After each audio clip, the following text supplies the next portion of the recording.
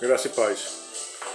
Na teologia existe um ramo chamado de antropologia bíblica. Antropos, homem, logia, estudo do homem. E a palavra bíblica refere-se que a antropologia será feita numa abordagem bíblica. Isso é necessário porque nós temos antropologia filosófica, nós temos antropologia numa perspectiva biológica, não é? E a antropologia bíblica, ela nos vai trazer algumas informações concernentes e que são importantes para que possamos compreender quem é o homem. O homem antes da queda, o homem depois da queda, o homem depois da queda sendo regenerado e o homem no seu estado de glorificado. No seu estado de glorificado. Não é? Então, quando a gente vê essa questão da antropologia antes da queda, antropologia depois da queda, antropologia depois da queda, o homem regenerado, e antropologia do homem glorificado, cada aspecto do homem aqui difere. Tá? O homem antes da queda, a sua razão não era contaminada pelo pecado. É óbvio que o conhecimento que o homem tinha antes da queda era um conhecimento circunscrito, era um conhecimento limitado. Mas era um conhecimento limitado, mas sem a presença do pecado. Tá?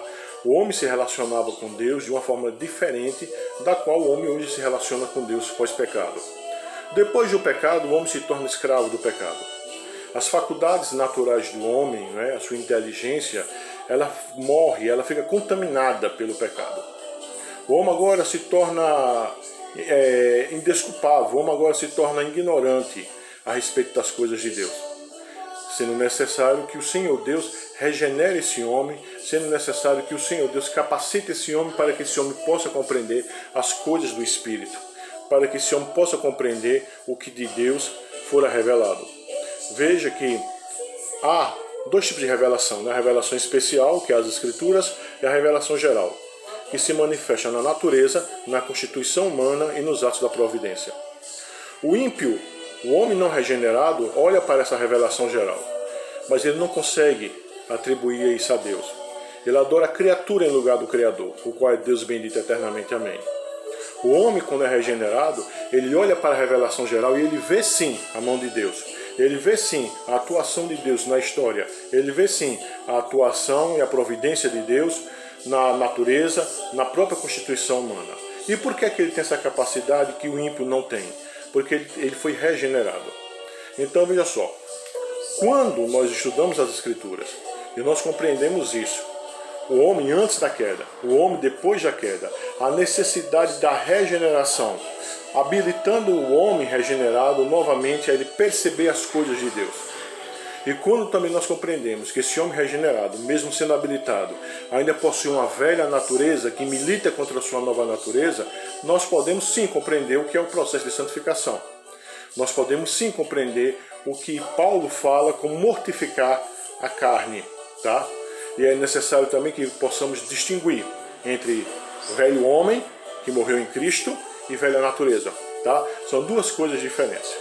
E também, quando estudamos antropologia bíblica, nós também compreendemos o quê? Que depois da glorificação, esse homem não terá mais essa velha natureza que milita contra a nova natureza. O pecado não habitará mais em sua carne. De sorte que, com um corpo incorruptível, não poderemos mais pecar. Certo? Os pais da igreja, né, eles tinham esse discernimento. Né? É a ideia de antes da queda, depois da queda sendo regenerado, né? E no estado glorificado. Não é? Então, os pais da igreja, os reformados, também tinham isso. Isso é necessário, irmãos, que haja essa compreensão. Porque a falta de uma compreensão de uma antropologia bíblica correta é o que faz, por exemplo, existir desvios doutrinários como o arminianismo, por exemplo, o semi-pelagianismo, por exemplo, o pelagianismo, por exemplo. Todas essas três correntes que são desviadas, elas atribuem ao homem algo que a Escritura não atribui. Enquanto uma fala que o pecado não contaminou absolutamente nada, enquanto outra fala que há no homem alguns estados de neutralidade que não foram contaminados pelo pecado, Eis a razão de se poder apelar para esse estado da inteligência que não foi contaminada pelo pecado, para que esse estado de inocência que não foi contaminado pelo pecado possa escolher por Deus. A Escritura não ensina isso. A Escritura diz que o homem sem Cristo está morto em delitos e pecados. A Escritura diz que o homem sem Cristo é escravo do pecado. Certo? E ele é escravo de Satanás. E o Espírito que agora atua nos filhos da desobediência atuava também em todos aqueles que foram regenerados. De sorte que, se hoje em dia podemos compreender a palavra de Deus, não é porque há em nós algum estado na nossa inteligência que não foi contaminada pelo pecado, e sim porque nós somos regenerados. A compreensão da antropologia bíblica de forma correta, como as Escrituras manifestam, elas nos trazem uma compreensão a respeito das coisas.